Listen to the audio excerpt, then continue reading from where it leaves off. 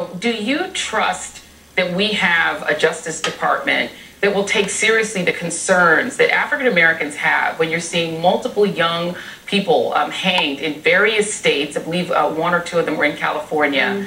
And it is frightening to think we have to talk about lynching again. I know that you are a big part of a bill to try to create a federal lynching law. What do you make of that? Yeah. Well, you know, again, to your point about the Justice Department, one of the things in the Justice for policing is our bill is that where we have seen with Donald Trump and Bill Barr a failure of leadership out of the United States Department of Justice, we are also investing responsibilities and power in state attorneys general to take up the slack. So in California, for example, the state attorney general is overseeing the investigation of those hangings that have taken place in California. So where there is a failure of leadership at the federal level, we also should invest folks at the state level to do it. And Joy, you should also know, I'm together with my colleagues Cory Booker and Tina Smith and Ed Markey, we are proposing that Juneteenth be a national holiday, and we are dropping that bill to say that Juneteenth should actually be a national holiday. Okay, well, making some news tonight on Senator announcing Kamala it for the Harris, first time, yes. And announcing it, making some news, a federal holiday. That sounds like a capital idea. Thank you. We always love it when you break news, Senator. Thank you so much, Senator Kamala Harris. Happy Juneteenth in advance. And maybe a fellow holiday. You too. Thank you. Thank you. Thank you. And up next, a series of bombshells from John Bolton's tell-all book leave you wondering why nobody around Trump was raising alarms about his behavior, including John Bolton. More after this. Stay with us. Right after this.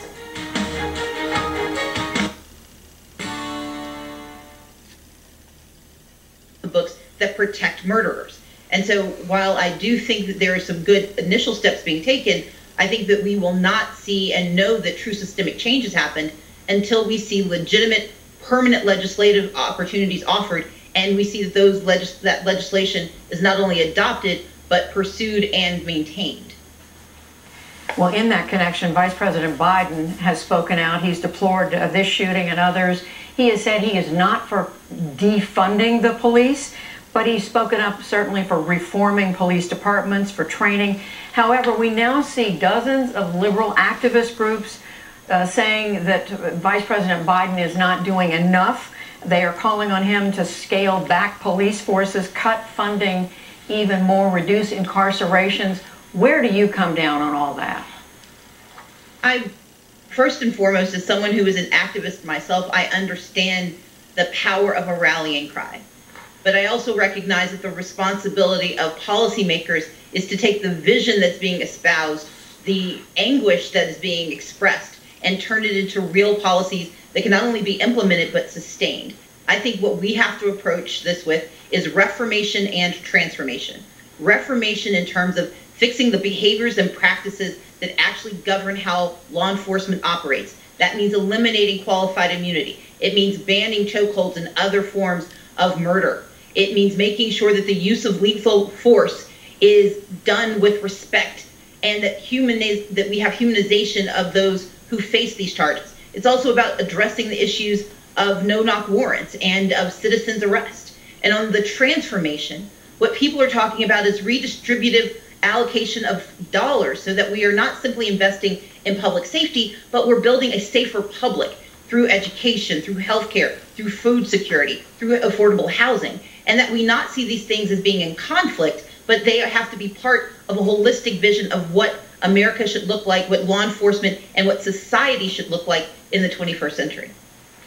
Well, let me just quickly follow up on that, because these groups wrote him a letter this week, wrote Vice President Biden, and said, as a senator, you not only supported, but in many cases authored and championed laws that expanded mass incarceration, increased police powers, exacerbated racial disparities in sentencing and surveillance. Are they right? And if they are, how does this reconcile with what Joe Biden is saying today? What I hope those activists are seeing, what I believe Joe Biden has expressed in his very thoughtful and intentional response over the last month, is that mistakes were made. based on bad information, bad decision-making, that there were poor decisions made by a number of people across the country, and it came to a head in 1994. But as someone who has a brother who's been in and out of the carceral system, as someone who has fought not only for criminal justice reform and successfully achieved that in Georgia, but also co-authored legislation on police accountability, I know that people are capable of change, because the folks who helped me co-sponsor and move that legislation through Republican-dominated legislatures and with a Republican governor were people who 10 years before that never would have supported it. And so what I would ask from every person who's asking for change is to create grace and space for that change to occur. Look at what Joe Biden is saying today. Look at the ways he is trying to meet us in this moment and give him the benefit of the doubt, because the contrast and the real choice that we have is a man who currently occupies the White House, whose tepid response was the creation of a database as opposed to any meaningful attempt to actually meet this moment and understand that Black lives do indeed matter. Finally, very quickly, Stacey Abrams, we know Joe Biden is considering you, among others, to be his vice presidential running mate. Why are you the most qualified? You haven't served in the Congress, in the Senate. You haven't run a state. What is your answer to that? My answer is that Joe Biden knows who the most qualified person for him to be his partner will be. I have never espoused that I am more qualified than anyone else. He has a surfeit of good opportunities and fantastic, smart, capable women. I simply have said that when asked if I am in that number, I would say yes. I have legislative experience, I have deep legislative experience and success on a number of these issues. Criminal justice reform, environmental issues, reproductive health, healthcare, economics. But I also am a small business owner who understands the economy that we have to reform and recover. I'm someone who has worked in foreign policy, and I understand the moment that we're in because I was once an activist who pushed for change, and I used that to propel me to help deliver that change once I was in office. And I think as he looks to select a partner, I think he has no shortage of good choices, and I'm proud to be among the names that he's considering. Stacey Abrams joining us tonight from Atlanta. We thank you very much. Thank you so much, Ms. Woodruff.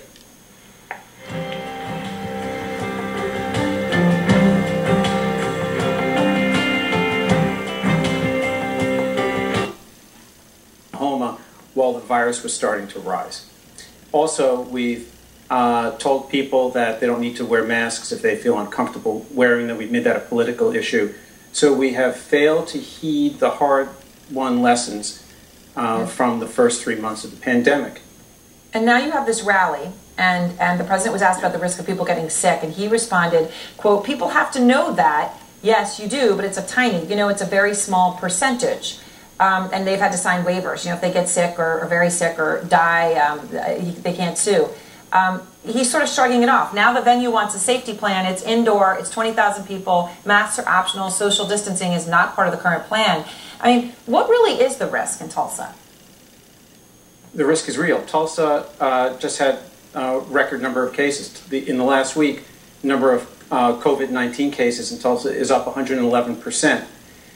Look, if a club owner tried to overpack their venue with people, the fire marshal will shut it down. It's unsafe to have this event in Tulsa right now, and the county health commissioner should shut it down. I think it's possible they will. It's not safe to do it. All right, well, we're going to see what happens. Obviously, it's now down to basically... compelling. So the world has... It's extraordinary, and so that is the burden that the president is dealing with, and he's got more information than we have, to be sure, and this is something that's not forgivable. This isn't just a policy mistake, and we can't walk away from it. But what has happened to President Xi, he's been in power 7 years, and he's never ever had this kind of a pushback. And so do I, right? But he said he knew the chief of police and he knew several law enforcement officers in this town. He said that would make sure that I leave this town for good because they don't accept N-words in Sioux Falls. Sports have been a major part of Harvey Ennell's life growing up in Sioux Falls and Brandon. Even now as a linebacker for the University of Sioux Falls, he's provided perspective to teammates and friends about issues that might weigh heavier for him than others. I can just remember very vividly the first day that we talked about racism in school, and they're talking about slavery and Martin Luther King and everything that's going on, and all I can see is all my classmates are just looking at me, trying to see how I'm reacting, and it just kind of puts you on the other side, it feels like, where you're, I don't know, you don't belong, and you can definitely feel that energy. It just feels like, you know, I watch these videos, there's been, you know, however many dozens, hundreds of videos of black people being shot and killed in the streets, or black people being chased down by dogs or whatever, and it's just like, man, that guy looks like me. As a state champion for Washington's 2015 football team, Harvey is used to competing, but success doesn't always come without a few low blows. It's always been a response in anger, or an ignorant statement, or just something slight that lets me know that they probably don't think of me as an equal, and they just kind of express that in a slight, in a soft, subtle way, but I always notice it, and it's constant, so you kind of get used to it. Things were not always settled for Buffalo, New York native Vonnie Harari. On a road trip with his cousin and a friend, he remembers what happens when they stopped at a gas station in a small town. And my cousin gathers up the things that he wants and he puts it on the counter, and the guy behind the counter just looks past him, right? He doesn't acknowledge him at all, just looks past him. We think it's weird, he's saying, hey, hello, you know, he just ignores him. I grab my stuff, I put it on the counter. He ignores me, doesn't say anything. I'm like, what's going on? My white friend comes over, he gathers all the things together, and the guy says, hey, how can I help you? And then he does a transaction with him. And that was the first time that he felt what we felt. Because prior to that, he knew it happened, but he didn't necessarily think it happened with that frequency, and he didn't think it happened like that. And injustice anywhere is an injustice everywhere. And the thing that people just have to ask themselves is, what about someone else being in pain doesn't do something to you, doesn't at least make you ask the question of why is this happening, especially for something that may be in your control. Even right now, where we're having these conversations of these, you know, of semantics about all lives mattering and black lives mattering, it's like, for anybody who has those questions, I say, just say the words. Just say the words. Black lives matter. That's it. Just say those words. And ask yourself, why does it make you feel uncomfortable? Why do those 3 words make you feel uncomfortable? Even if you believe all lives matter, you cannot believe that while simultaneously not being able to look someone in the eye that is going through pain and say, I get it. Black lives do matter. Coming up, the trust between police and the communities that they serve has become critically important in the last few months, especially. What is working and what is not, when we return. KSFY News is sponsored by Menards. Make your Father's Day family meal. Right. Rather than testify and help the American people and help United States senators make an impeachment decision. That's true. But he also lived through years of this, as he says things like Putin can play Trump like a fiddle. He talked about Donald Trump privately complaining about journalists and saying they should be executed. They are scumbags. They should be executed. That was said in front of him. Given that he knew all of this, that he knew what Helsinki meant, he knew what Donald Trump did in Ukraine, was John Bolton fit to be National Security Advisor? Well, I certainly don't think so, Joy. I mean, you're right. He went to work every day and went along with what he himself now describes as a fundamentally corrupt American foreign policy and a fundamentally corrupt White House. He was in the room at these times. He was there when the President of the United States was seeking Chinese intervention in our election on his behalf. In the room when the President of the United States endorsed the Chinese strategy to put 1 million Uyghurs, that's a Muslim minority in China, in concentration camps. And frankly, he only seemed to have left after Donald Trump did not go all the way to a war with Iran that John Bolton was pursuing. So I think we can certainly question John Bolton's judgment here. But at the same time, Joy, the stories he tells, the details he provides, fully corroborate what we already knew to be true about Donald Trump and fills in a broader picture. So we saw in great detail in the impeachment process, for instance, that Donald Trump was willing to make the foreign policy of the United States serve his own political interest in Ukraine, while John Bolton just shows us how he did the same thing in China. So these aren't new lessons about Trump, but there are new details that go along with the things we already know to be true about this president. Well, I mean, I think you make a real hospitalizations happening here right now. So we know this is a real increase in cases. And I should add that the mayor of Dade County is well aware of this, and he is ready to take action because he doesn't want to see this be the next epicenter. And we are going to do whatever is necessary in a polite and friendly way to try and avoid this becoming the next epicenter. So Dr. Marty, you've called this virus a monster. What do you think people need to understand who are becoming complacent or perhaps acting a bit blasé right now?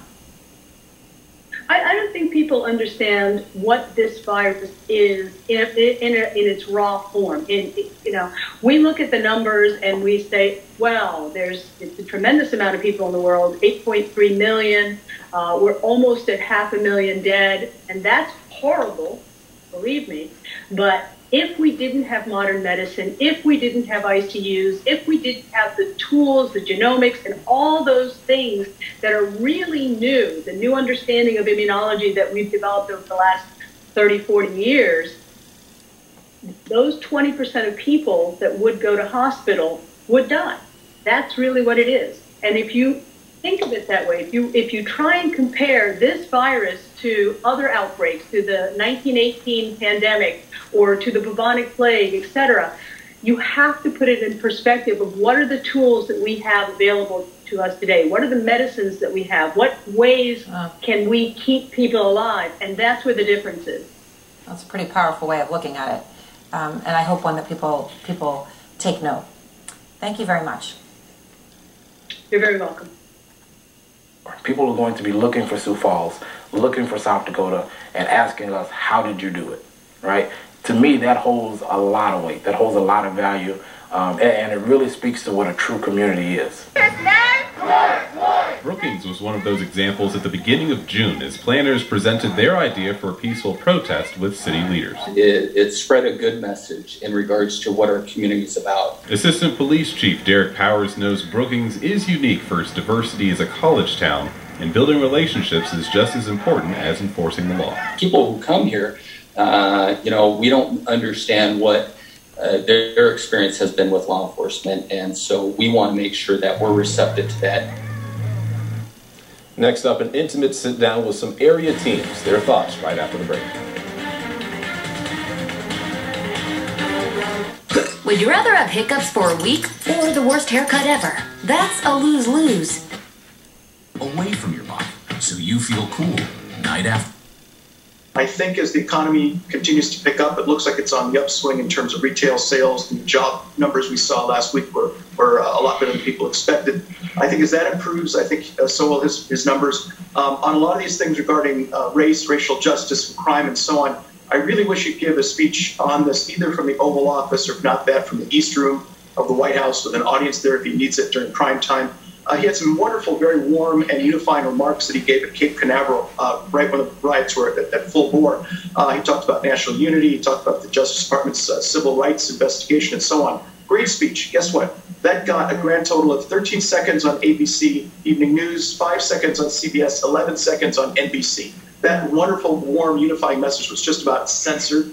The way he can get the full message out is to have a primetime address to the nation without interruption, without editing. They can say whatever they want afterwards, but for at least 20, 25, 30 minutes, the president will have the full attention of the nation. I very much wish he would do that. Sounds like good advice for any president in the moment that we're in right now. President Trump on race relations, 32% approve, 61% disapprove. Those numbers haven't moved all that much since back in July of 2019, so they don't seem to be that affected by what's going on right now. Richard, what do you make of all these numbers? So let's put this in context. This is the single biggest lead that a challenger has had against an incumbent president at this stage of a presidential campaign in the history of polling. And incidentally, the Fox poll is consistent with Quinnipiac and some others that have come out today as well. And in every swing state, Joe Biden is ahead. And we know that the Trump campaign is feeling it because they're spending money in states like Ohio and Iowa, where Trump won by 9 or 10 points in 2016. And the difference on what you say about race relations is there's a higher salience now than there was a month or in October of last year. And we were wondering what might be going through the minds of our youth. Working alongside the local school district, we asked to be connected with students of color willing to talk. And here's just a small part of the conversation had with a group of very strong and insightful young women. I'm Agnes Kabwali. I am 16 and I go to Washington High School. I'm Wazima Maleo and I'm 16 and I go to Washington High School. I'm Miriam James. I'm 16 and I go to Washington High School. I'm Nidema Lucy and I'm 16 years old and I go to Tri-Valley. Hey, I'm Hala. I'm 16 and I go to Washington High School. I'm Antoinette Vita. I'm 15 and I go to Washington. I'm Danielle Kong. I'm 19 years old and I just graduated from Lincoln High School. What are the conversations you're having in your home, and what are your thoughts? In my home, we have been having conversations about how we need to protect ourselves when we are amongst Caucasian people and when we're around cops. We need to know we've been learning how to carry ourselves better so then our Caucasian peers do not feel threatened by us. We go out and now it's a little bit more scary because your heart isn't at ease when you go out. It's basically like, I'm not going to even lie here. I basically fear for my life every single time I walk out of my house and I go into a public place because Sioux Falls is not a very, diverse place. When I go to the mall, I'm surrounded by Caucasian people. It scares me that somebody around me might think that I'm trying to harm them and they've already called the police. And I'm scared of the people who are supposed to be protecting me are the ones that I fear the most currently at this moment. I saw all of you shake your heads when you said you fear for your life when you walk out the door. Is that true? Yes. Was that true before the events of the last few weeks? Before, it wasn't as bad because it's not something that we saw all over the media. It wasn't as talked about, but we all knew at some point we could end up in a position like that. I've kind of always, obviously not as aware of what's going on. I do have a white mother, so I grew up in a white household with white older siblings. I have 3 younger siblings. Basically, just growing up, I never really understood why mom would tell me to keep my hands out of my pockets when around law enforcement. I never understood why I couldn't wear my hood after dark. I never understood why when I'm playing with a toy, I have to make sure that toy is visible to everyone so people understand that it's not a weapon. I never understood why, but obviously now that I'm older, kind of those teachings were things, just a method of survival as a person of color. When I was younger and my mom would tell me things like that, like let's say when you go to the store, always get a receipt and get it back so they don't think you're stealing something. I thought it was something normal that all kids are told, and I didn't really realize that not everybody goes through that. Because one time at school I was asked something about that and I was like, don't you guys always like either get a bag or something? And people were like, why would you do that? And I'm like, so they don't think you're stealing something. And I realized in that moment that not everyone goes through the same things because they don't have to. I never thought I would have to go through this literally because I was born in Africa too, so coming to America was like, okay, when coming here I never thought like I'll ever have to experience because of my skin color. I feel like the reason why now racism is a huge topic and why now the black community is taking it very seriously is because I saw a black man who could potentially in the future be my brother, who could potentially in the future be my father, get murdered by a white man. And instantly everybody was defending him. George Floyd is only the tip of the iceberg in this entire matter, because racism has been going on since America began. It's not just because George Floyd was murdered. Like, yes, that enraged a lot of people, but that's not the only reason why this entire thing is going on. He might have triggered something, but it's so much bigger than just you or me or him alone. It's the entire system. What these young women feel needs to happen for any meaningful, lasting change in how they plan to help. We're going to hear more from them tomorrow at 4. Also, where were the young men in that conversation? We're going to look at that with 2 of our colleagues here at Dakota News Now when we come back. Between the Carolinas, between the Virginias, and they're not uncommon things, and it's nice to share that with people to understand that not everything is always as it seems. We see things through different eyes. You see things differently than I see them. Absolutely. As well too. I think right now it's the perfect opportunity to for people to really get their voice out and really express how they feel during this time. Speaking from my own personal experience, growing up in North Carolina, there wasn't a whole lot of dialogue or just being open to talking about race. Now you got a lot of open dialogue. You know, a lot of people are being encouraged by this to just kind of speak out and protest, and even businesses are getting in on this and trying to produce that change as well. It's pretty amazing, the sea of change that we are seeing so quickly when you're talking about that. You were mentioning how important it is to give voice to these issues, Kevin. When we first started seeing what happened with George Floyd, I asked you, who are the black leaders in our community that you look to speak when something happens, or we're looking for that voice? And you said, I don't know. I don't know who that is here. We've seen a couple of them, but why? I think it stems from what has happened in this country in the past in terms of people speaking out about inequality. This country in the past has kind of shunned people that might have spoken out. And I think that in a lot of ways that's kind of held people back from wanting to step up. There's Barack Obama, there's Cory Booker, there are some people that I think will speak out, but not in the sense that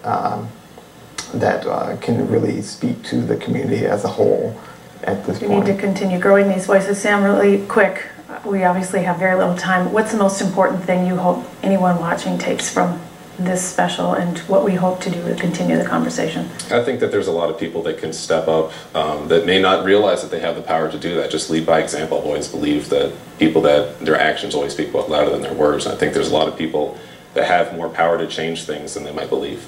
All right, guys, thank you very much. Thank you. I know, even talking about diversity in newsrooms, we need to grow more leaders. So we will be back here in just 1 minute with our closing thoughts. The First Alert weather. They make a good team. Has been marching, and come November, she will be voting. If you don't go out and vote, you're voting for Trump. Period. That's it. There's no other way around it. With tributes to George Floyd and Breonna Taylor painted across Milwaukee, along with murals and signs calling for peace and justice, the soundtrack of American politics is now animated by protests, with anger toward President Trump resonating far louder than adoration for Joe Biden. There's a time when you go to the polls to vote for something. And then there's a time when you go and you take a stand against something. Prentice McKinney has been watching these demonstrations closely, stirring memories from 1967, when he helped lead a fight for fair housing in 200 straight days of marches. These images seared into his mind, like coming face to face with 2 policemen outside the mayor's office. I came in love. In today's protest, he sees broader diversity with a unifying purpose. About Waterpik Sonic Fusion. Anytime at Ver90GM.com. Ver90GM in Mitchell. We deliver for you. Make your Father's Day family and has been proven to deck today, they can't stain your deck tomorrow. Sandwich bread is only 88. Just a few months ahead of the presidential election about how he's treating our community. Angela Lang founded a group to mobilize. Enjoy every unforgettable moment. From our family to yours. Fairway.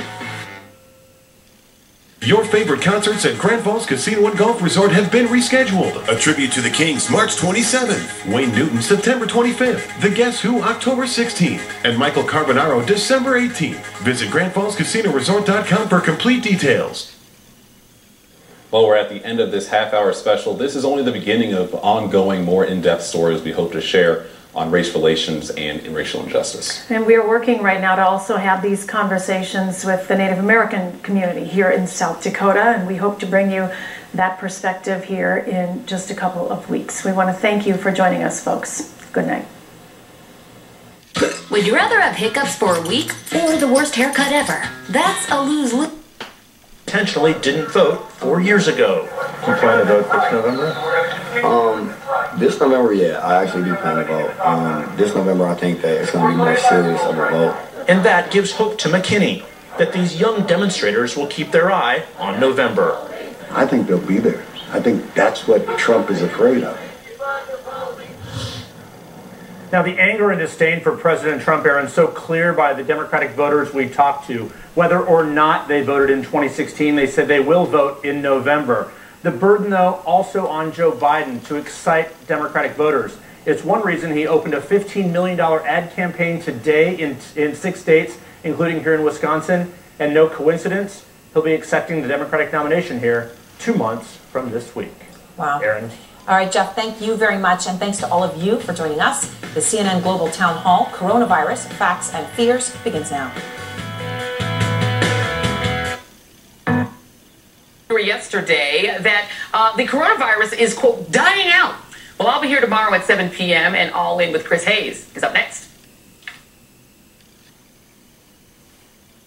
Tonight on All In, surprise victory for Dreamers and a nightmare week for Trump. Amidst the pandemic, protests, and terrible polls, how the president sabotaged himself in the Supreme Court.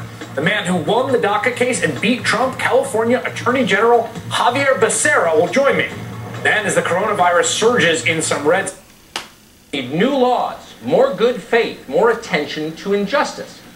And that sounds right to most Americans. Americans are decent people. They want to do the right thing. Certainly Republicans in Congress appear to believe all of this, or maybe they're just so scared they pretend they believe it.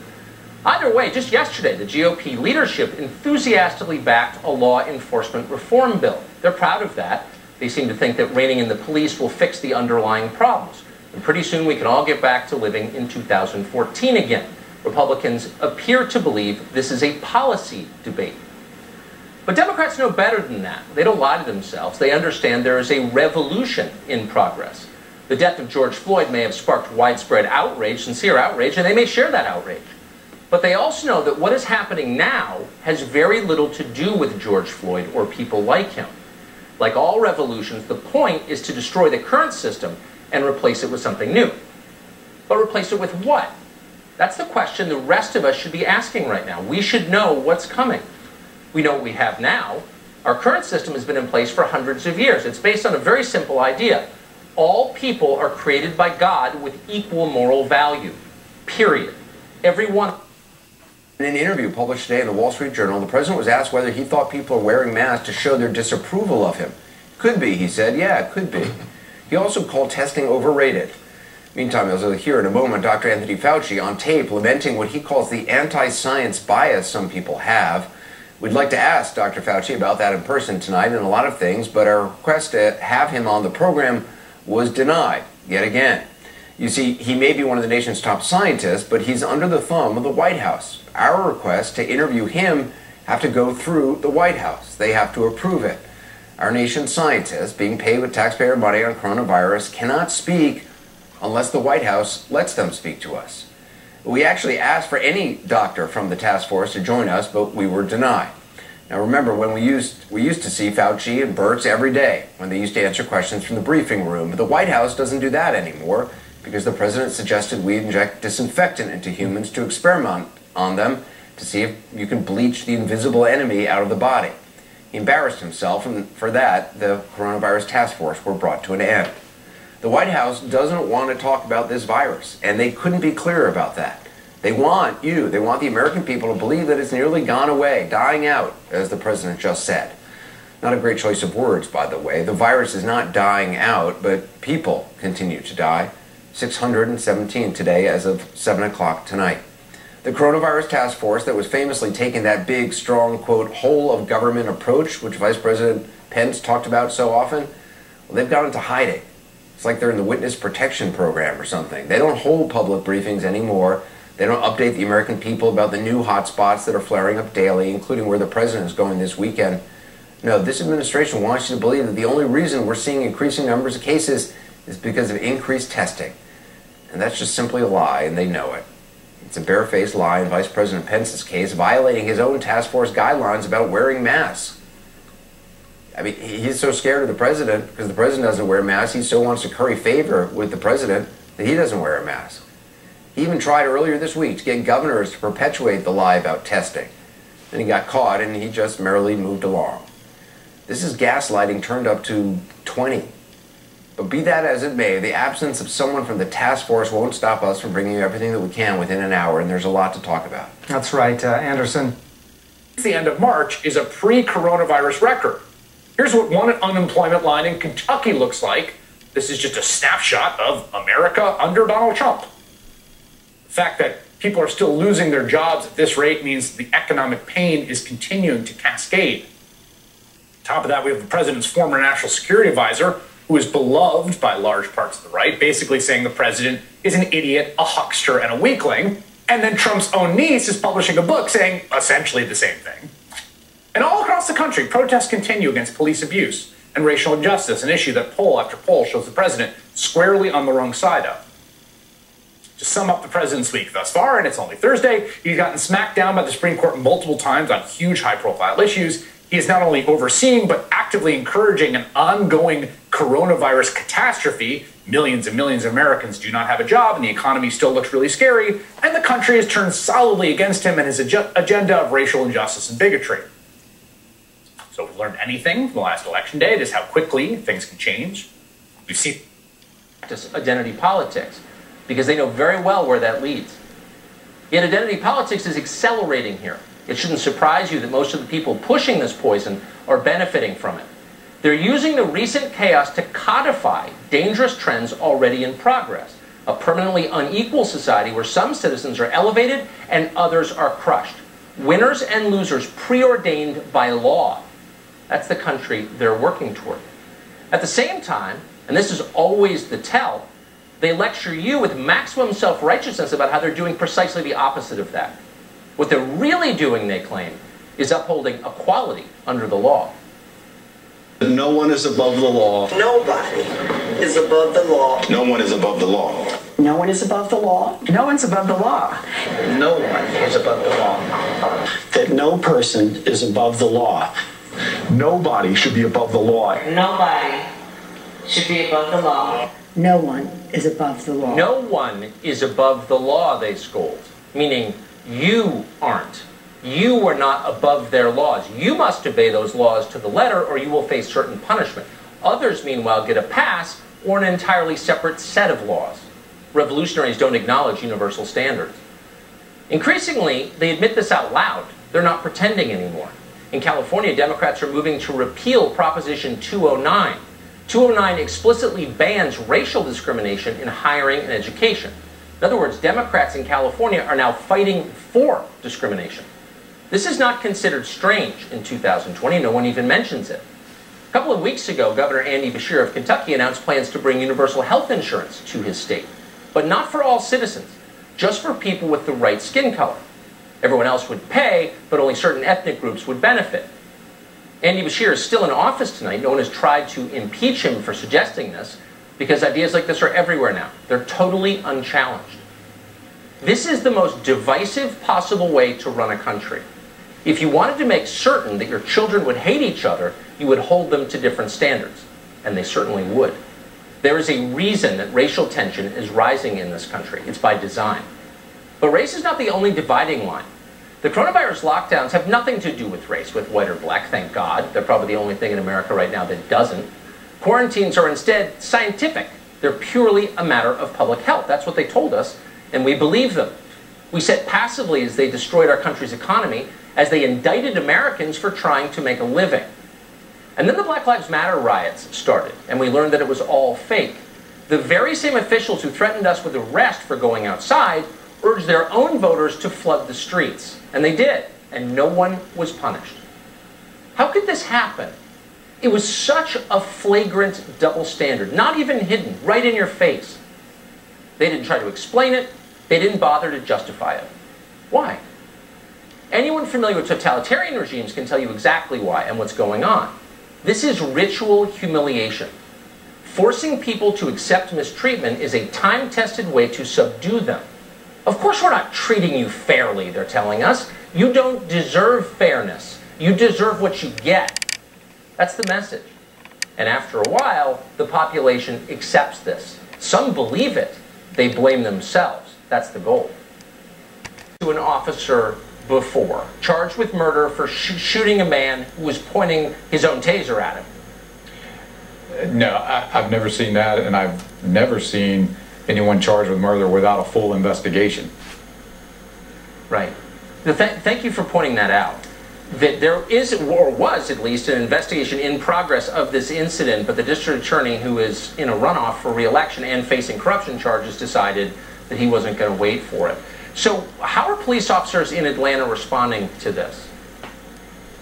Well, the police officers are definitely scared to, and I guess scared isn't it, but they're afraid to do their job at this point, not because they're afraid of how to do it. They've been trained to do that. They know what they're doing. The problem is they've been betrayed and backstabbed by their own mayor, the DA, and now everybody's thinking that if we go out and do our job the way we were trained and lawfully, we still could be terminated because the mayor in the city doesn't like the way it looked on video. Well, the problem with that is 95% of all videos that you watch of police officers, doing their job don't look good. So if that's a standard we're going to go by, that's a terrible standard. And then you've got a DA who doesn't even do an investigation or allow the proper authorities to do the investigation, as he has done for years now, that he makes that decision and goes as far as charges them to also almost put a person to death for doing his job. Yeah, charged with the death penalty offense. Do you think this will draw attention away from the accusation that the DA stole money, government money, from a nonprofit? Well, I hope not, and we're going to do everything we can to make sure that doesn't happen, and we appreciate you doing everything that you can to keep that from happening, but I do believe that is what he is trying to do. Has it occurred to you, Mr. Champion, that politicians in Atlanta, you said police officers won't be able to do their jobs, and that's clearly true. Has it occurred to you that maybe that's the point of this? Maybe there are politicians in Atlanta who don't want police officers to enforce the law? It's definitely crossed our mind, especially, since we had, and I distinguish between the protesters and the rioters, but since the rioters are here and we hear them calling out to, they don't need police departments and we don't do anything but, kill innocent people. So I think they're listening to that and they've decided maybe we don't need a police department, and that is the worst decision they could ever make. You've been a cop, obviously. You represent them as a union official. What do you think would happen to Atlanta if the police disappeared?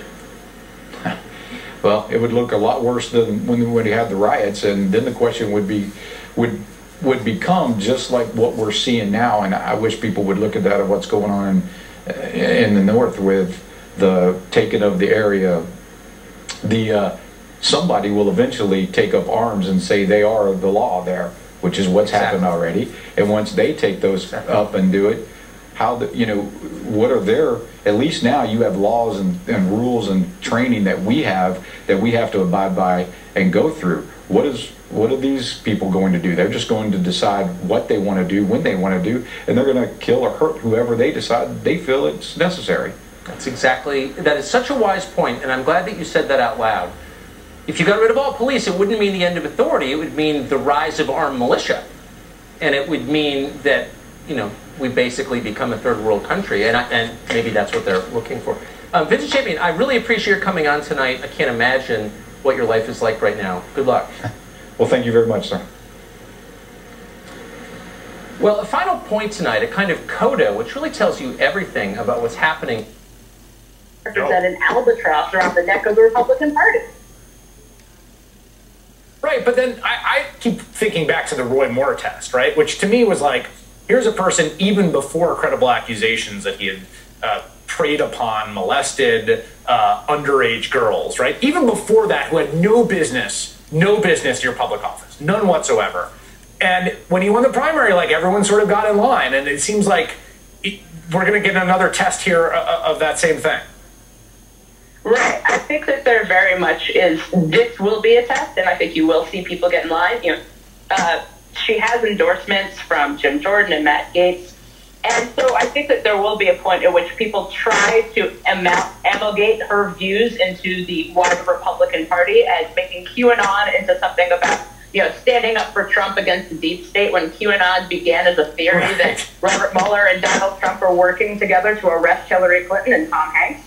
And so I think that there will be that effort. But it's, you know, with Roy Moore's election, let's keep in mind that what you saw in the reason why Doug Jones won that race is not just because a lot of people voted for him, but a lot of Republicans stayed home.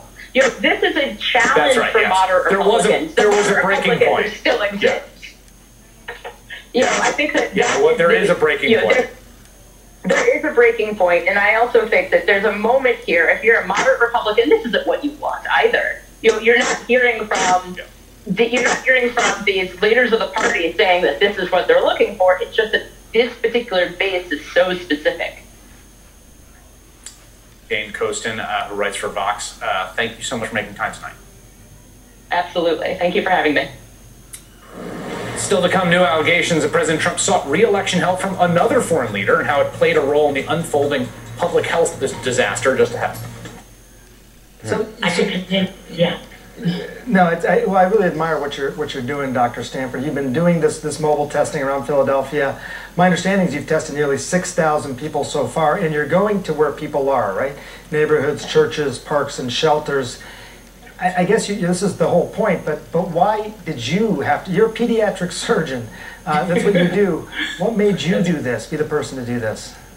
Well, Sanjay, if it's okay to call you Sanjay. Please. Yes. Okay. Sanjay, when you and I were both in medical school, we heard about these social determinants of health for over 2 decades. And when you hear Dr. Fauci say them now, they're no different than what we heard when we were in our 20s. And so as I was sitting watching these reports, hearing the same rhetoric over and over, I said, I'm not going to sit and listen and have another town hall and sit around a table and talk about it. I can do something at this point. I'm a business owner. I have access to, I have an account with LabCorp. I can order testing kits. I have colleagues who are board certified that would donate their time. And we needed to just identify the individuals. So when we started, we literally went to people's homes and we went to where they were. We parked the van outside. They came outside of their homes and we tested them on the street. And we did that throughout the city. And then as we grew, we knew we had to go to places that African Americans trust. And that's the church. Whether you go to church or not, they're in their community. So people walked, then they walked home and told a neighbor. They walked, they rode their bikes, and someone saw them with a mask, and they'd say, hey, where'd you get that mask? Oh, around the corner at the church. And then folks came over. We also went to homeless shelters. And when the residents were there for a meal, we stood outside, we answered their questions. They were scared that we might be giving them the disease or that it would hurt. We answered their questions, and then we tested them. We went to street corners, we went to parks. Wherever people were, we went to them, because when they tried to go to most of the testing sites that were in the suburbs, which they had to take buses and trains to get to, they were turned away because they weren't in a car. So we created barrier-free testing to test folks. How do, I mean, inequalities in how black Americans are treated in the healthcare system have existed before COVID. COVID has certainly brought them to the fore. How does that change? I mean, that is a systematic issue which we have, has been reported on for years and years and years. Well, I'll tell you, the mantra that I developed for the Black Doctors COVID-19 Consortium is simply access, empathy, and action. So you need to open your doors. There were so many restrictions on people that needed the test the most. And then when they come to you, welcome them. Treat them like you would treat your mother, your brother, your sister, someone you care about. Maybe when they come in a room, sit down instead of standing up and being in a rush to go somewhere. And it's great to talk about it, but things need to happen. I've been part of so many NIH studies where we come up with great ideas. You form focus groups and communities. You come with coffee and treats. And then once your study is done and you publish the paper, everybody leaves. All the support that was there is gone, and someone has a new paper on their resume. Dr. Ayla Stanford. Thank you so much. Yeah, thank you. Thank you for what you're doing. Thank you for being with us tonight. I really appreciate it. Has returned to Sioux Falls. Cashback is huge. Protest sparked by the killing of George Floyd, who died while a former Minneapolis police officer kneeled on his neck. Her name is Mary Elizabeth Taylor, the Assistant Secretary of State for Legislative Affairs, saying that the president's actions cut sharply against her core values and convictions, and that she must follow her conscience and resign. Wow. When was the last time we heard that from this administration, if ever? Finally, someone in this administration having the decency to resign rather than be one of Trump's enablers. Any Republicans on Capitol Hill listening? Any? Anybody? Bueller? No one? Okay. Maybe her resignation was triggered by Trump's response to peaceful protesters at Lafayette Park near the White House being gassed and trampled by police, just so he could stage a photo op in front of historic St. John's Church holding a brand spanking new shiny Bible.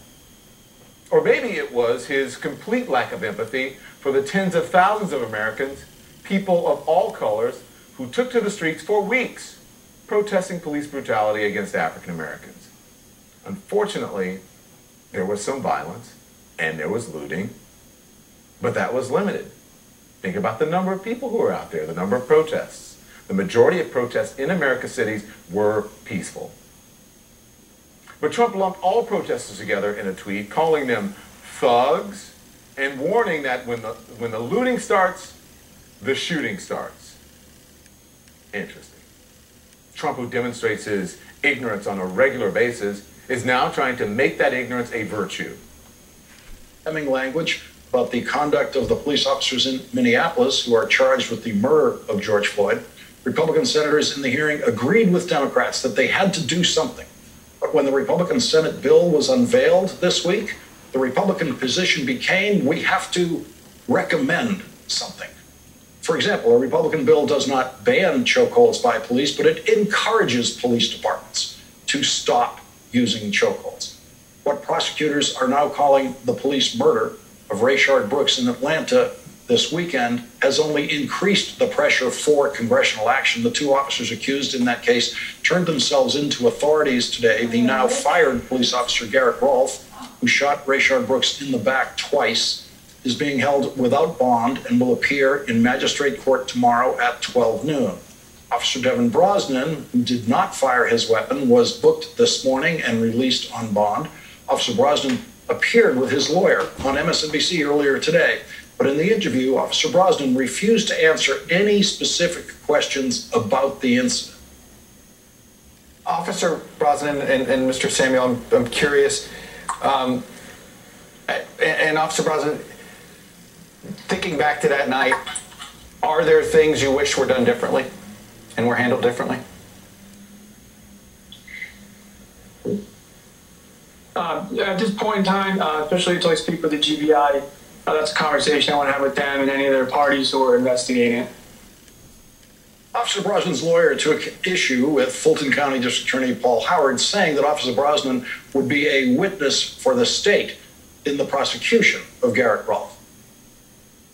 He's not cooperating against anybody. He's going to provide accurate information about what happened. He's going to describe what's in these videos and in these body cams. He's going to describe what he saw, what he heard during these events. Witnesses are witnesses. They don't belong to either party. They don't belong to the prosecution. He doesn't belong to the state. And he's not going to testify against someone. There is actually no legal disagreement between the district attorney and Officer Brosnan's defense lawyer on this, although the defense lawyer is trying to pretend that there's a disagreement. What the district attorney said yesterday is that Officer Brosnan is fully cooperating with the district attorney. Officer Brosnan has already been interviewed more than once by the district attorney before he was even charged. They have recorded every word he has said to the district attorney.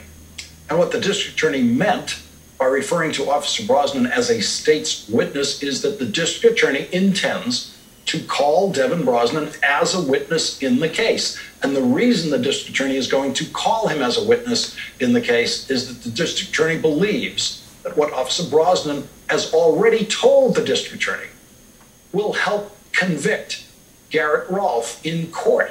It's as simple as that. Schools and work at decent jobs, all from the comfort of home. But poorer people of all races, especially the ones stuck in cities, they work at essential jobs, and they'll pay the price. I could see the glass being completely just shattered. As her husband Ralph was trying to clean up outside, Alvarez says she turned to see him on the ground in front of a large crowd, unconscious. I started to scream. I tried to wake him. He wouldn't wake back up. And I tried to call for the police. No one was picking up. No one was picking up. It doesn't have to be this way. President Trump has shown that he will fight and beat the business lobbies who don't want to pay decent wages to American workers. Unlike Biden, he'll actually stand up to the pro-China lobby and keep good jobs here at home. And unlike Biden, he'll fight crime, and he'll work to keep our cities safe and vibrant for all. Unlike Biden, he'll resist efforts to drag America into useless wars. Just ask John Bolton. And his party stands with him. The reason the left keeps bringing up ancient history is because today's GOP is ready, willing, and eager to work with African Americans. We want to empower them, and we want them to make a major part of make up the major part of the GOP coalition. Any claim to the contrary is a lie, and it's toxic, and we won't stand for it. But Democrats have nothing substantive to offer. You not accept any responsibility for this? And if you don't, for the love of God, tell me your logic for not accepting any responsibility. I mean, let me say just a couple things before I give you your shot. The first of which is politicians aren't exempt. Our tradecraft has fully utilized these tools to our benefit, and to suggest otherwise would be hypocrisy. But it reminds me of a little bit of if somebody had a bullhorn to amplify their communication, and they walked up next to you and they put it right in your ear and they kept using it until you got deaf. For you to not accept responsibility as the bullhorn maker, to me, seems a bit of a stretch of product liability immunity. The fact is, civic discourse is degraded. Mr. Himes has set forth the extreme threat that this serves to our country. The fact is that you amplify it. The fact is that you profit off of it. And First Amendment considerations, which are really important notwithstanding, do you not accept some responsibility for this? Mr. Glacier, let's start with you, sir.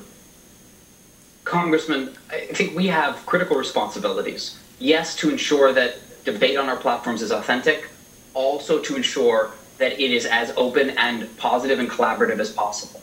Part of what you're identifying, Congressman, is how humans interact in public discussion. It's why we've taken very serious looks. It's why we have thought about what we promote, how we promote, what we recommend to address exactly these challenges. I do also think that the rise of social media platforms, the rise of the internet, has led to voices being heard at volumes that have never happened before. And the most difficult challenge here is how to peel these two apart. How do you mitigate some of the challenges you're describing? And I agree, these are essential challenges that we're all grappling with, without also undermining the incredible profusion of new voices we've heard in public debate. We've looked at and we've done a number of changes to attempt to tackle this. I would never suggest that we can solve this problem alone. I think part of this is how humans engage, and the platforms have an opportunity and a responsibility to do everything we can to encourage and enable the best discussion, but I'd never suggest that we can solve this problem, Congressman. Well, I'm reminded of what Dr. King said. The moral arc of the universe bends toward justice. In this case, the moral arc of social media platforms isn't bending toward justice fast enough. Look, there isn't a person on this call that hasn't been told 1,000 times by their staff, stop reading the comments. And they ask us to stop reading the comments because they are so unbelievably uncivil and personal. It's character assassination and demonization. And it manifests itself in this polarization, the Exhibit A for which is there are no members of the minority party sitting in on this. So polarized has our political culture become. The fact is, it is toxic. The fact is, it is a threat. The fact is, you are the bullhorn manufacturer. And the fact is, you're not moving fast enough. Thank you, Mr. Chairman. I yield back. America runs on Duncan. Devin, did you know GEICO is now offering an extra 15% credit on car and motorcycle policies? Okay. That's 15% on top of what GEICO could already save you. So what are you waiting for? DJ Khaled to be your motivational coach? Yo, Devin, remember to brush in a circle motion. Thank you, DJ Khaled. Tiny circles, Devin. Do another one. Another one. Is this good? Put in that word, Devin. Don't give up. GEICO. Save an extra 15% when you switch by October 7th. I run the athletic program at a youth detention facility. It's motivating young people to make better choices in life. Becoming a Titan will show them that anything's possible. I'm living proof that there's a way out. It's quite emotional. The Titan Games, Monday on NBC. Special guest Eric Stonestreet drops by AGT for a head-turning, high-flying surprise. My jaw was on this table.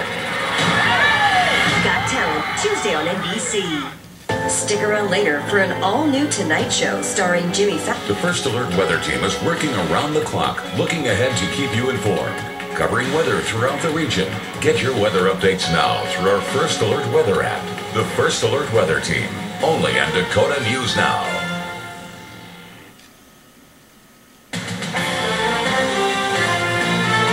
This is Dakota News Now. Good evening, I'm Kelsey Castle. Glad to have you with us at 10 o'clock. I'm Brian Allen. A U.S. Supreme Court ruling earlier today has upheld the validity of the Deferred Action for Childhood Arrivals program, also known as DACA. Beth Warden has local reaction to the program, which will continue to provide deportation protection for certain immigrants, in our top story at 10. Today, I've spoken with several organizations, South Dakota Voices for Peace, the Dream Coalition, and here at the Multicultural Center. There is a feeling of celebration and relief at today's Supreme Court decision. To pull somebody out, just rip them out of their life and go put them somewhere else, that isn't right. Executive Director of the Sioux Falls Multicultural Center, Christy Nicolaisen, says many have been in fear for nearly 3 years of the potential reversal. DACA was designed for those brought to America for when they were too young to decide for themselves and then grew up here. So if you are married and you have a child and you didn't have papers, you're going to be taken away from your husband and your kids. Karen Benitez Lopez grew up in South Dakota, undocumented. I didn't know what would send me back to Mexico. Every day was just living cautiously and being thankful because that could be your last day. Regulations changed and she did eventually qualify. But with DACA, it was just a door of opportunities were finally opened, and I knew that I could actually go get an education. And I did.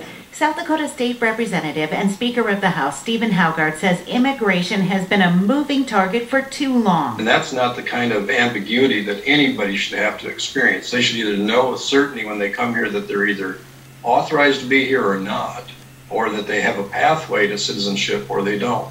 Haugard believes Congress should make a firm decision rather than the court system. The case is important and it addresses some things, but it leaves some uncertainty. What you saw all along the way was a very divided court. DACA allows those brought to the U.S. to get a Social Security card, work, and study. They have to have arrived on U.S. soil prior to being 16 and have continually lived in the country since 2007. Although today is seen as a victory, it's also seen as a journey and a hope for a green card or perhaps citizenship in the future. From downtown Sioux Falls, Beth Warden, Dakota News Now. Governor Noem is proclaiming tomorrow, June 19th, as Juneteenth Day in South Dakota. This is to mark the 155th anniversary of the enforcement of the Emancipation Proclamation, which is recognized as the end of slavery in the United States. Noem says it is fitting and proper for all South Dakotans to celebrate the milestone, as South Dakota, quote, prides itself on freedom. Tonight, Dakota News Now dedicated an entire newscast to the discussion of racism in America. Hosted by our own Sam Wright and Carleen Wild, this Dakota News Now special report brought different voices together to share their experiences, thoughts, hopes, and plans for the future of America. The people who are supposed to be protecting me are the ones that I fear the most currently at this moment. I saw all of you shake your heads when you said you fear for your life when you walk out the door. Is that true? Yes. Was that true before the events of the last few weeks? Before, it wasn't as bad because it's not something that we saw all over the media. It wasn't as talked about, but we all knew at some point we could end up in a position like that. You can watch the entire half-hour special on dakotanewsnow.com. We've got a developing story at this hour regarding the 2020 race for the White House. NBC News reporting tonight that Minnesota Senator Amy Klobuchar is taking herself out of contention to be Joe Biden's running mate in November. Klobuchar telling MSNBC's Lawrence O'Donnell tonight that she believes Biden should select a woman of color to be his running mate. Klobuchar had been in the midst of the vetting process, thought to be on a short list of possible vice presidential hopefuls for Biden. Another developing story just into our newsroom this evening. The Sioux Falls Area Joint Fugitive Task Force has arrested one of Minnehaha County's most wanted fugitives. 20-year-old Habib Abdul Qadir was wanted on first-degree robbery, riot, and aggravated assault charges. He was taken into custody this evening. Our first look at weather here at 10 o'clock with our chief meteorologist, Phil Schreck. It's been an interesting day in our neck of the woods. Yeah, started off with some rain and it cleared off to a beautiful afternoon and evening around the area especially, and that rain continues to move away. And speaking of that rain, we got some pretty good amounts for folks that needed it. Hopefully you received the rainfall, and hopefully you didn't get too much because some places did get quite a bit. In fact, let me show you some of our rainfall amounts here as we go through, from the last 24 hours. Now this map shows a Doppler radar estimate of how much rain has come down, and then we're going to plot on top of that actual reports from some of the reporting stations. Now keep in mind, these are reporting stations that are kind of spaced out, and for example in Sioux Falls, 1.54 at the airport, but not too far away from these reporting stations you can get a lot more or a lot less. For example, at my house in the northeastern side of Sioux Falls, I received 3 inches of rain. That's not too far away from the airport there. 2 inches in Worthington. Meanwhile, in northeastern South Dakota, not as much, although Huron, you had more than 1.5 inches, almost 1.5 inches in Watertown. Meanwhile, in Pierre, 14/100ths, but more just to your south. And in Winter, 41/100ths, but just south of you in Tripp County, maybe 3 or 4 inches estimated there. Where's the rainfall now? Well, it's moving on away from us. Looking ahead to tomorrow's going to be a beautiful day. 50s and 60s to start off. Then into the afternoon, 70s, light breezes. It's going to be a gorgeous Friday. We'll let you know if this will last into the weekend coming up a bit later on. All right, Phil, thank you. We have a follow-up tonight to a fatal crash in Sioux Falls. Authorities identified the man who was killed as 58-year-old Roger Christians from Lenox. This crash happened early Monday at the I-29-229 interchange. Officials tell us Christians was heading north on 29 when he tried to take the ramp, lost control of his SUV, and then rolled. We're told that he was not wearing a seatbelt at the time and was thrown from the vehicle. He was pronounced dead at that scene.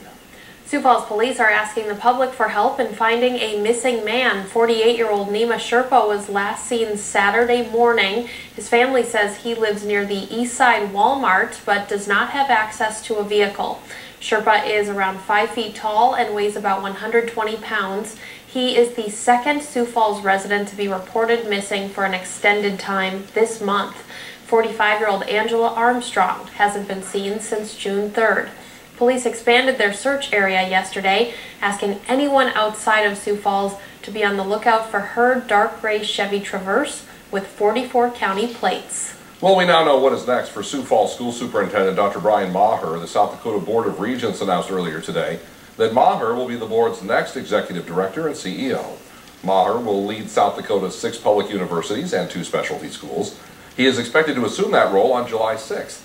After 5 years in Sioux Falls, Maher announced his resignation as superintendent this last December, saying that it just felt like the right time.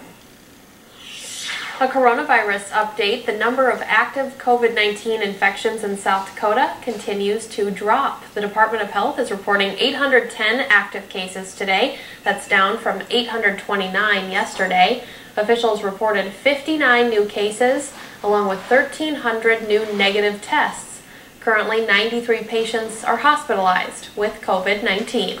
Now, that dip in numbers doesn't mean the virus should be taken lightly. Sioux Falls Mayor Paul Tenhaken is encouraging people to continue taking precautions during the pandemic, saying that the, quote, playbook has not changed.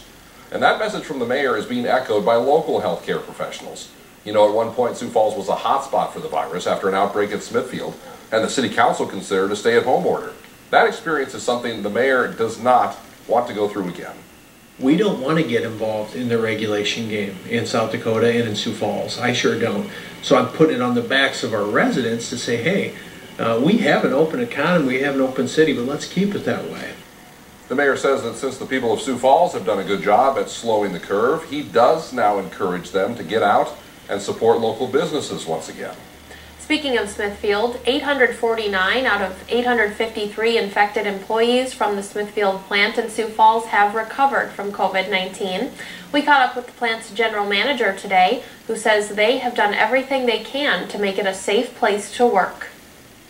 We're at a new normal, and I think things are going very well, and social distancing is great, and you'll see us back up to full capacity in no time.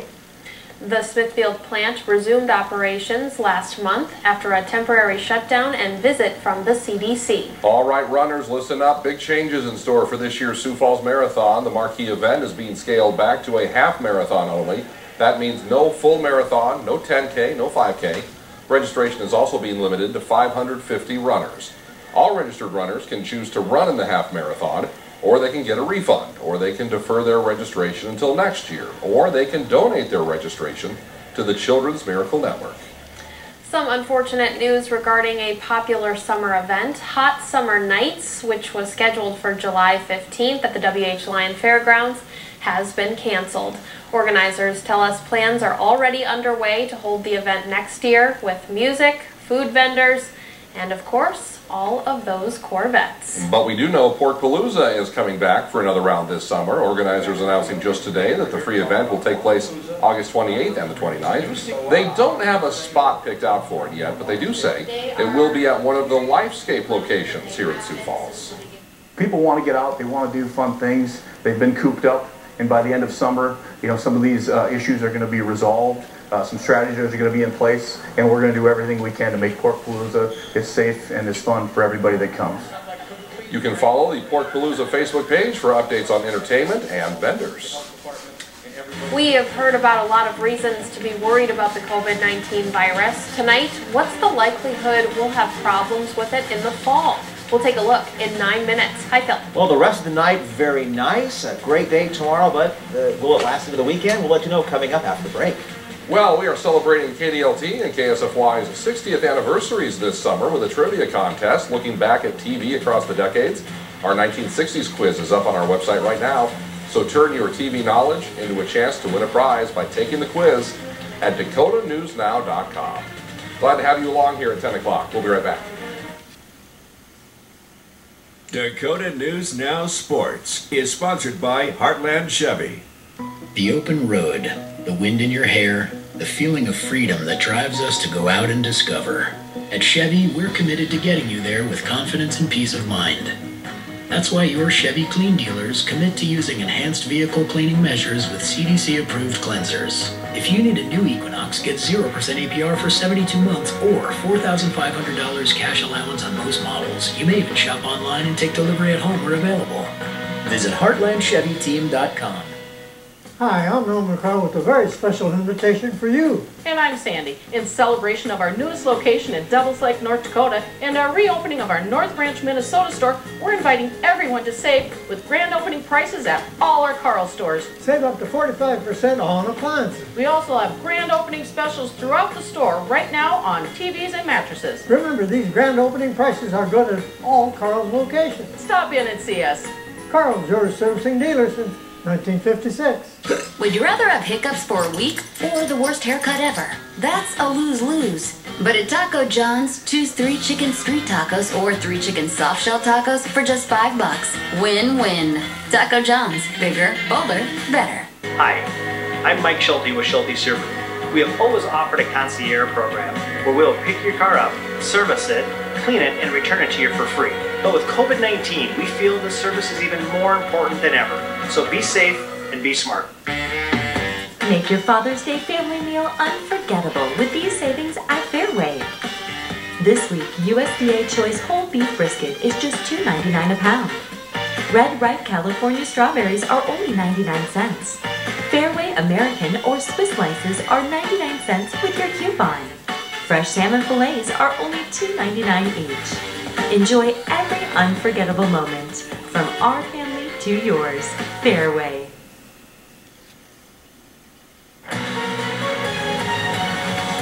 Brian and Phil, pretty nice evening out there now. Yeah, after kind of an sort of day. A lot of rain in some spots, which is a good thing for some folks that needed some precipitation, and things are drying out tonight and tomorrow, but we do have some rain in our forecast this weekend, so it's going to be a little unsettled both Saturday and Sunday, and that's what we'll talk about here first of all. Hey, by the way, look at this shot of downtown Sioux Falls. There's still a little bit of like twilight out there, and it's 10:15 at night. Remember when it looked like this about, let's say, 5:15 at night, you know, back in the middle of winter, so it's nice that these days are so much longer now. Here's a look at what we have coming our way the next few days. 70s both Friday and Saturday, back up to the 80s on Sunday. A little cooler then again, first part of next week, then we'll start to warm things back up. By the way, tomorrow's looking great. First day of summer, some scattered storms. Same thing on Father's Day into Monday. Not all day rainfall, but a little unsettled both Saturday, Sunday, and then on into Monday. And then we're going to dry things out and quiet it down. And then beyond this, looks like normal to above normal temperatures around our area as we go through the first couple of days of July, according to the Climate Prediction Center. Precipitation, well, nothing to indicate either way, above or below normal. So we expect to be having near normal precipitation the last few days of June and the first couple days of July. There goes the rain, well away from us now. It was a very wet day across the area today, as we showed you earlier on in the newscast.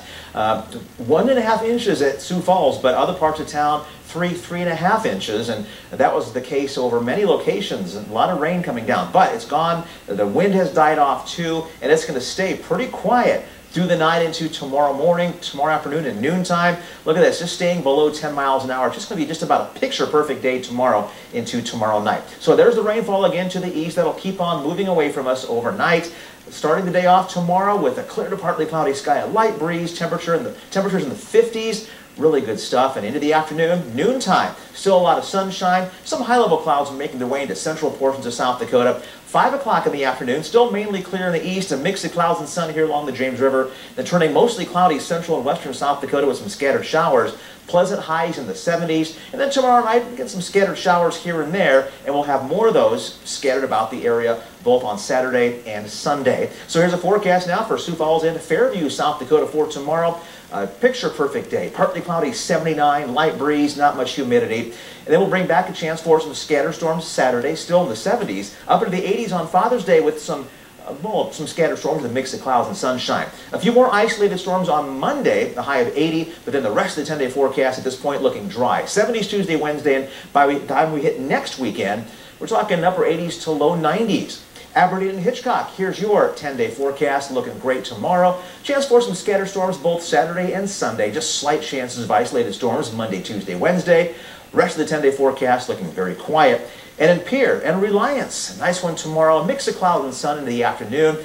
A chance for some scatter storms Saturday. Just slight chances Sunday, Monday. They again on Wednesday. But the 10-day forecast looking pretty quiet after that. Back up to the 90s by Friday, Saturday, and Sunday of next week, Brian. Thank you, Phil. We have been talking of resuming normal medical checkups after many of them were delayed by the pandemic. Well, in addition to checkups, there's something else you should be thinking about. That's next in the Avera Medical Minute on Dakota News Now at 10. During Home's Re-Grand Opening Sale at Seasonal Concepts, take up to an extra 10% off sale prices on everything patio, plus free no-contact shipping. Shop in the store, by personal appointment, or online. The Grand Reopening Patio Sale at Home Seasonal Concepts. At Bernardi GM in Mitchell, we deliver. Roll in the summer with a new SUV with great deals that'll really get your engine revving. Choose your new SUV at BernardiGM.com. We deliver to your door with our safe 100% at-home test drive and easy sales process. Got a trade? Now is the time. We deliver the best in trade-in values with current market conditions. We deliver top dollar on your trade. Contact us today for a fast, fair, and easy trade appraisal. We deliver convenience. Shop absolutely anytime at BernardiGM.com. Bernardi GM in Mitchell. We deliver for you. Fleet Farm has what dads want for Father's Day, whether he's chilling by the fire or heating up the grill. Fleet Farm has great deals for Dad. Get a $10 Fleet Farm gift card when you spend $50 or more on Yeti drinkware. And select Under Armour apparel for the family, 25% off our low fleet price. Plus, Fleet Farm gift cards make the perfect gift for Father's Day. Fleet Farm, built for real life. As we look ahead, we've learned to notice, to see things from a more grateful perspective, to see the value of today and to see the best in others.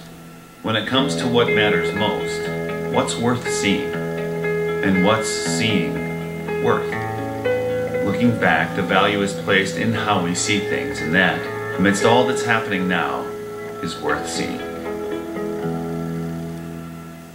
It's the Grand Reopening Sale at Home Furniture. All home showrooms are now open. You can save up to an extra 10% off sale prices store-wide. Shop in the store, by personal appointment, or online, plus free no-contact shipping. The Grand Reopening Sale going on now at Home Furniture.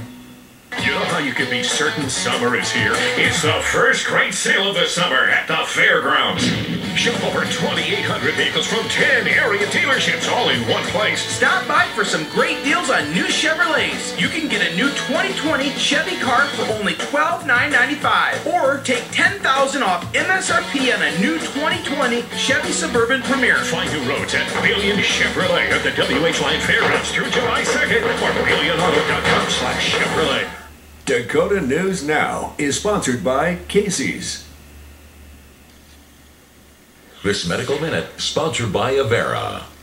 Medical professionals are voicing concern over what they call a second wave, which is not about the pandemic, but of those who develop serious health issues because they didn't seek any treatment. Avera Medical Minute reporter Beth Warden tonight introduces us to a family who is looking to stay healthy by getting back on track with their immunization schedule. Rachel Yagi is bringing in 5-year-old Ruby and 20-month-old Lily to see their pediatrician. When we had first decided to have kids, my husband and I, made the decision that we were going to vaccinate our kids. So we found a doctor that would help us keep us on schedule. Dr. Kara Bruning understands why vaccination schedules were disrupted for the family when COVID became a concern. The office called them back when it was safe to come in. Initially, that was a good idea because we were trying to flatten the curve. People did a great job about staying home and wearing their masks to help with flattening the curve, but now it's better. What's happened in the last 3 months, though, is a growing list of kiddos that need to get caught up on vaccinations. Rachel was impressed with all the precautions at their appointment. Required 2 men out to wear a mask, and then when we came in, they checked all of our temperatures. When we came up the elevator, they had a glass screen like in front of the receptionist, and I had to fill out some paperwork, and they cleaned the clipboard before they gave it to me. And then instead of coming to sit in the waiting room to wait for the doctor to come call our names, they just told us what room we were in, and we went straight into that room. So there's no, sitting in the waiting room where a bunch of people are going to be or anything like that. They even changed how appointments are scheduled. We're seeing the well kids up in the morning and even the early afternoon, and then the sick kids after that. So if you come in at a time where we're just seeing well kids, there won't be sick kids around. If your kids are due for vaccinations, it's time to make an appointment. We don't want measles to break out going around right now. Our protest says all these diseases are still out there. The only one that we really eradicated is smallpox. So all the rest of them can still happen. So it's super important to bring your child in to vaccinate them. We don't need that going around as well. We want to keep them safe and protected. When their vaccinations are up to date, parents and pediatricians have peace of mind. So it's a good time to come in and bring your kid in to vaccinate them and get them caught back up because people are behind. You're doing fabulous. Such a big girl. You'd rather work with little kids than adults? Absolutely. Kids are the best. With your Avera Medical Minute, Beth Warden, Dakota News Now. For more information on vaccinations and an immunization schedule for any age, head over to avera.org. Next in sports, a look at the NCAA's plans for bringing college sports back and a senior salute to the DeSmet Bulldogs. We'll be right back. The road is calling, and now you'll be able to answer. Because at Cadillac, we're committed to keeping you moving by giving you the option to shop online and take delivery at home where available. And if your vehicle needs service, our certified service experts are ready to help. Schedule your appointment at Cadillac.com. Cadillac, we have your back. Get 0.9% APR for 72 months, plus $1,500 purchase allowance on a 2020 Cadillac XT4, XT5, and XT6, plus deferred monthly payments for 120 days. Save big, it's the 4th of July mattress super sale at Unclaimed Freight Furniture. Get $200 instant savings on select Restonic mattresses. Upgrade to all new Sealy Response technology and save up to $200. Shop now at all 9 Unclaimed Freight Furniture locations. Hello. In these difficult times, we want to thank you for your service, compassion, and dedication. And remember, we are in this together. This message is proudly sponsored by Sioux Falls Federal Credit Union. To the essential workers keeping us all safe, healthy, and fed. And from our Sioux Falls Fed frontline to yours, we see you, we appreciate you, and we support you. We can't do what we do without you. At Bernardi Ford in Mitchell, we deliver. We deliver great Ford deals like no one else, with the region's best inventory and literally tons more on the way. We deliver F-150s, Explorers, Expeditions, Escapes, and more. We deliver Ford buying power with 0 interest for 72 months on select 2019 and 2020 inventory. Got a trade? Bring it in. We deliver the best in trade values. We deliver test drives. We deliver on price. And we deliver to your door with our 100% at-home safe and easy sales process. Bernardi Ford in Mitchell. We deliver for you. Go to DakotaNewsNow.com and stay connected. For all of your local news stories, weather forecasts, and sport highlights, go to DakotaNewsNow.com and stay connected. Give your bathroom a fresh update and get 11% off everything at Menards. Save on a new Braun bath fan. Prevent damage from excess moisture with this classic ventilation fan with light. It fits any decor and is $48.94 after 11% off. Update your bathroom with Magic Woods Elements vanities. This Stratton bath vanity features a gray finish with soft closed doors. $204.69 after 11% off. Start saving with 11% off everything now at Menards. KSFY News is sponsored by Menards.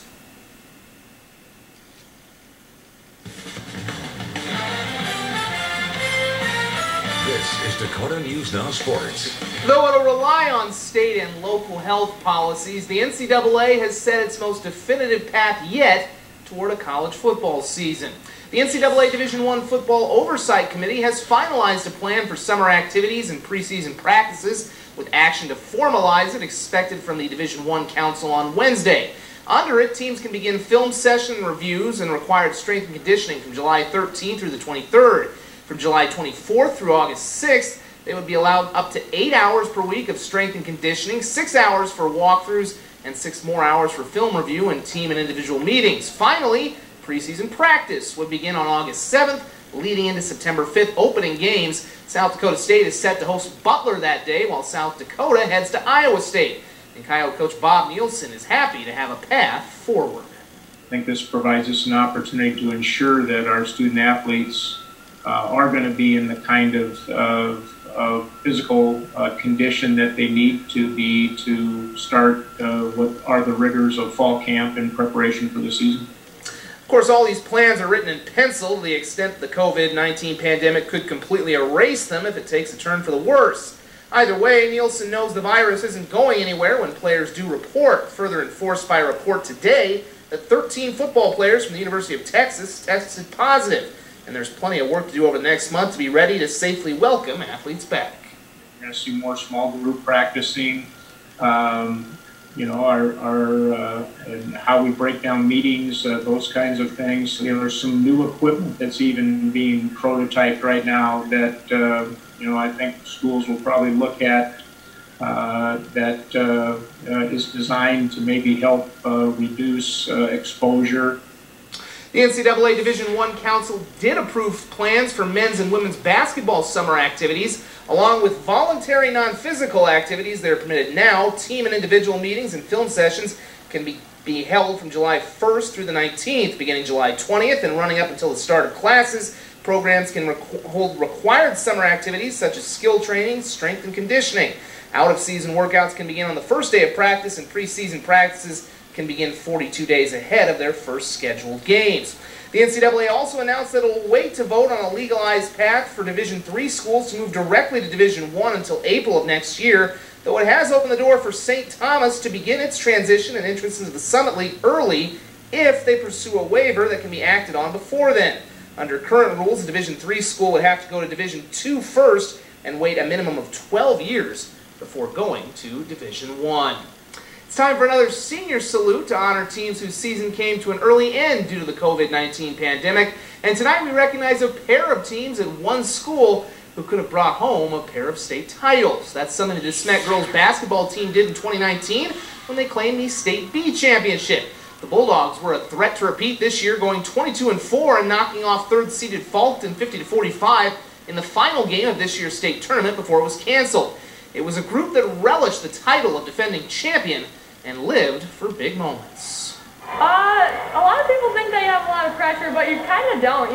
You have the experience, and we just knew that we had that experience, and it really helped us this year. They've been in a lot of big games with some of these girls, a lot of big games, and not only in the state tournament last year, but you know, in different classics and stuff that we played in. Like I said, our schedule's really tough, so you know, they really battled. They really got a lot of grit, and just really proud of the girls.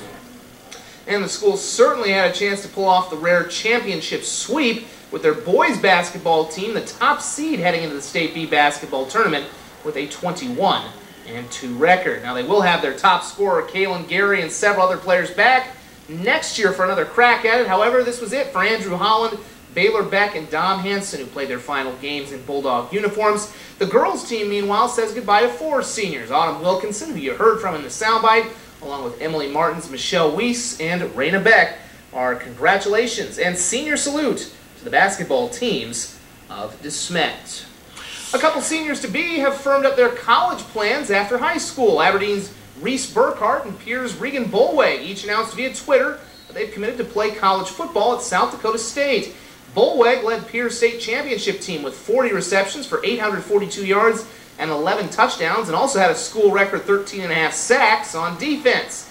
Burkhart is a 6'8" tight end for the Golden Eagles, who also had a football and basketball offer to play at UND. If that name sounds familiar at SDSU, it's because it is. His sister Peyton plays for the women's basketball team. And finally, the Sanford Pentagon will host 4 weeks of MMA fights next month in connection with the Legacy Fighting Alliance. You can check out our website for more on that. That's a look at sports. Phil's back in a moment with a final check of your forecast. It's either the assurance of a 165-point certification process, or it isn't. It's either testing an array of advanced safety systems, or it isn't. It's either the peace of mind of a standard unlimited mileage warranty, or it isn't. For those who never settle, it's either Mercedes-Benz Certified Pre-Owned, or it isn't. The Mercedes-Benz Certified Pre-Owned sales event, now through June 30th, only at your authorized Mercedes-Benz dealer. Right now, the health and well-being of one of us decides the health and well-being of all of us. Our need to be together keeps us apart, and the distance we keep brings us closer, so we can get to the other side. We'll get there, but we have to get there together. Today, tonight, and tomorrow, we're all partners.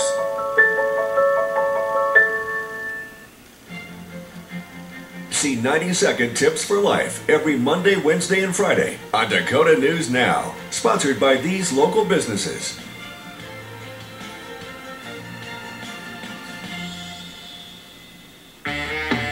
Make your Father's Day family meal unforgettable with these savings at Fairway. This week, USDA Choice whole beef brisket is just $2.99 a pound. Fairway sandwich bread is only 88 cents. Kemp's ice cream is just $1.99 with your coupon. All natural bone-in pork shoulder butts are only 98 cents a pound. Enjoy every unforgettable moment from our family to yours. Fairway. Go to DakotaNewsNow.com and stay connected.